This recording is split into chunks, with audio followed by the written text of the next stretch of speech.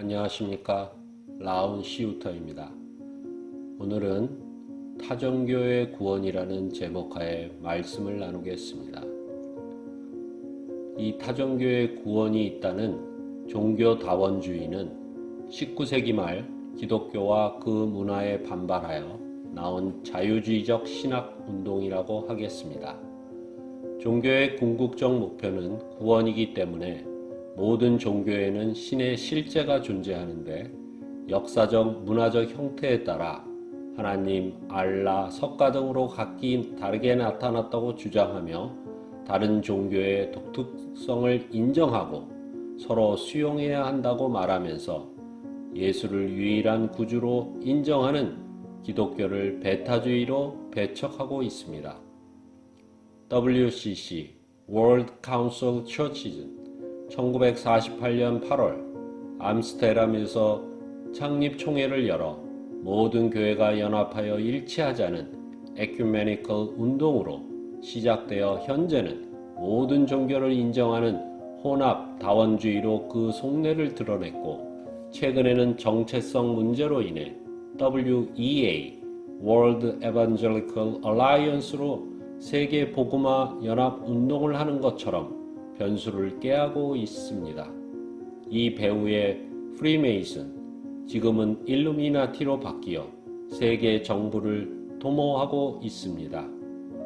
이 단체들이 최근에 이름을 바꾸면서 자신들의 존재를 감추려고 하지만 분명히 잘못된 것은 무당 점술가 등 미신적 요소를 가진 토속 신앙조차 인정하며 행사 때 퍼포먼스를 내세워 종교 일치, 세계 일치를 계획하고 있다는 것입니다. 더욱이 한국 내 예수 장로교 등 많은 교회들이 이 단체에 가입하거나 동조하는 활동을 하고 있으니 정말로 어처구니 없습니다. 결국 하나님을 잘 믿는다는 제사장, 바리새인, 서기관들이 예수를 죽이는 선동자가 되었듯이 2000년이 지난 요즘도 적그리스도는 교회 내에 존재하고 지도자라 불리는 사람들이 거짓 선지자로서 활동하고 있는 것입니다. 이 말씀은 마태복음 24장 22절에서 23절에도 그때의 사람들이 너희에게 말하되 보라 그리스도가 여기 있다 혹은 저기 있다 하여도 믿지 말라. 거짓 그리스도들과 거짓 선지자들이 일어나 큰 표적과 기사를 보여 할 수만 있으면 택하신 자들도 미혹하리라고 쓰여 있습니다. 갈라디아서 1장 7절에서 8절을 보면 다른 복음은 없나니 다만 어떤 사람들이 너희를 교란하여 그리스도의 복음을 변하게 하려 함이라.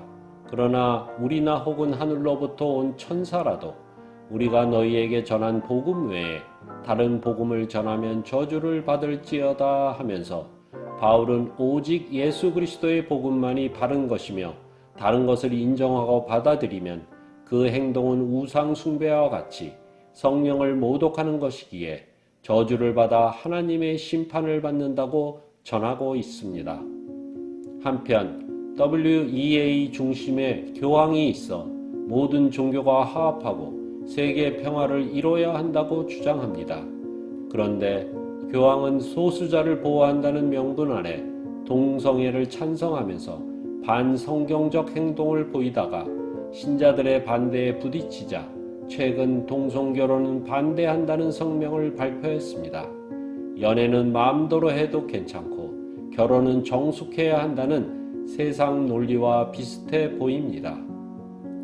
빌리그레암 목사는 프리메이슨과 공산주의를 찬양했고 한경직 목사는 일본 심사 참배를 했고 프리메이슨 주간 템플턴상을 수상했습니다. 김사만 명성교회 목사는 WCC 회장을 역임했고 아들 담임 목사의 세습에 찬성표를 던졌습니다. 이와 같이 대형교회 지도자들은 대부분이 종교다원주의를 인정하고 있고 그 지원을 받으면서 자신들의 기득권을 지켜가고 있습니다. 권력, 명예, 돈맛을 보면 인간은 누구나 죄를 짓고 죄가 장성하여 사망에 이른다는 말씀이 적용되는 것입니다. 그런데 만약 이런 목사가 이끄는 교회 구성원으로서 신앙생활을 한다면 그것은 괜찮을까요? 에스겔 3장 18절에서 가령 내가 악인에게 말하기를 너는 꼭 죽으리라 할 때 내가 깨우치지 아니하거나 말로 악인에게 일러서 그의 악한 길을 떠나 생명을 구원하게 하지 아니하면 그 악인은 그의 죄악 중에서 죽으려니와 내가 그의 핏값을 내 손에서 찾을 것이라고 말씀하고 계십니다. 즉 우리가 죄를 짓는 악한 사람에게 그의 잘못을 이야기하지 않는다면 우리도 그것으로 인해서 죄의 값, 즉 심판의 죄를 받게 된다는 것입니다. 하나님을 진정으로 믿는다면 배도한 행위를 하는 자가 돌아온 탕자가 되도록 중보기도하고 새롭게 거듭나도록 온유하게 권면하며 그 죄에서 떠나도록 해야 할 것입니다.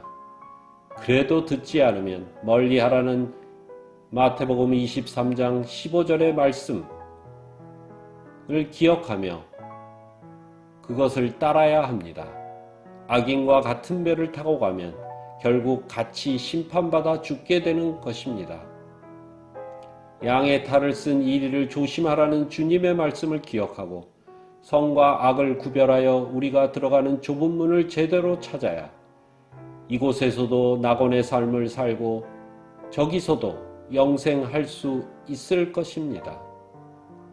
주님, 마지막 시대에 반성경적 행동을 보이는 거짓 선지자와 적그리스도 등이 회색 분자들을 하나님의 지혜와 방법으로 분별하여 따라가지 않고 멀리하지만 악인을 위해 기도하고 돌아오기를 권유하면서 온갖 핍박을 받아도 좁은 길로 걸어가는 예수님의 제자로 살아가게 인도하여 주시옵소서.